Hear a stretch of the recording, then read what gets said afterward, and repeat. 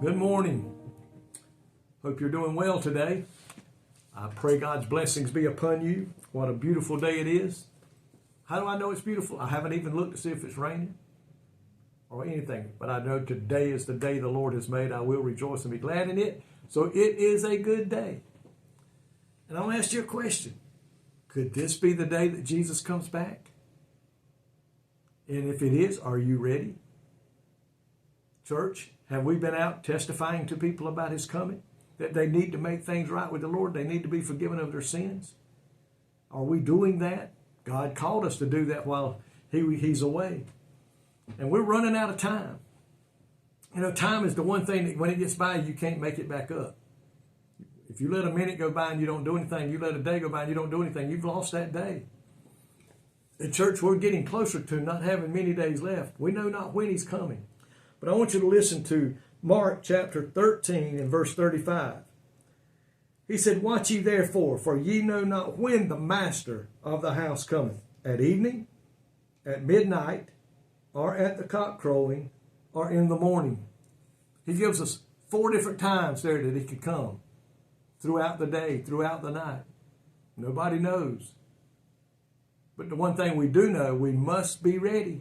For when an hour that you thinketh not, the Bible says, the Son of Man cometh. And he's coming, Lord. He's not went back on any of his promises in the Word of God. And he said in his Word, if I go away, I will come again. That there where I am, there you may be also. Listen at this. Mark 13 tells us how to live while we wait for Jesus' return. We are not to be misled by confusing claims or speculative interpretations of what will happen. And a lot of people are doing that, telling us when he's coming. We should not be afraid to tell people about Jesus, despite of what they may say and do. We can't let people stop us from witnessing, testifying of his coming, and the need to be saved so they can go when the church is raptured out of this place. They must be born again. No ifs, ands, or buts about it. No other way around it. I don't care what's preached or taught today that you can work your way in, you can earn your way in. Folks, none of that is true, and it's a lie from the pits of hell. The Bible says you must be born again. Your sin must be under the blood of Jesus Christ for you to make it into heaven. It says here, we must stand firm by faith and not be surprised by persecution. We must be morally alert, obedient to the commands for living found in the Word of God. And we are to be about God's business, trying to win others to the Lord. It says here, Christ affirmed that his return for the faithful of his church could occur at any moment.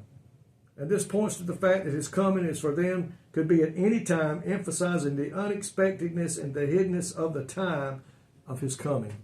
He's not going to tell us. Oh, there's signs. He said there would be signs. But it don't give us a date. Folks, I tell you what matters the most is where do you stand right now with Christ? You know better than anybody else.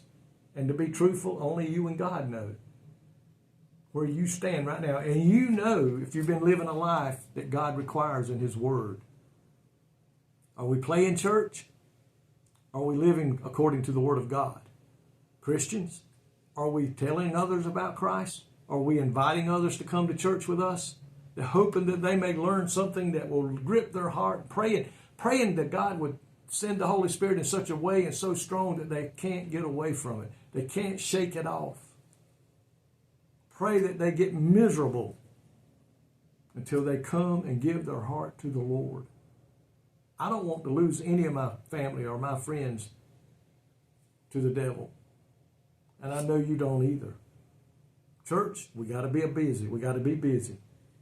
We've got to stay firm. The devil would like nothing to do but to hinder our witness, to hinder our testimony. But we must be out to win the lost, telling them that at any moment, Christ could step out. The church will be gone, and they will be left here to go through tribulation. And from what we're studying in Revelation on Wednesday, they do not want to be here. I pray today that we're out doing what Christ has called us to do.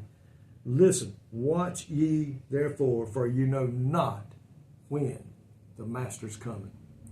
But I can guarantee you this, he's coming. Are you ready? Jesus, I love you today. I thank you that in your word you tell us you are coming. And we know that for a fact. It is a promise.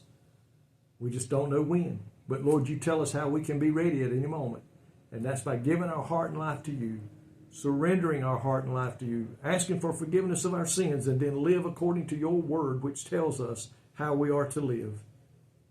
God, right now, reach out and touch every person that's lost. Let that Holy Spirit grab a hold of their heart and let them know they're not ready and they need to make things right. Lord, I love you today, and I praise you and thank you for your wonderful word. In Jesus' name, amen. Folks, may God richly bless you today is my prayer. I love each and every one of you.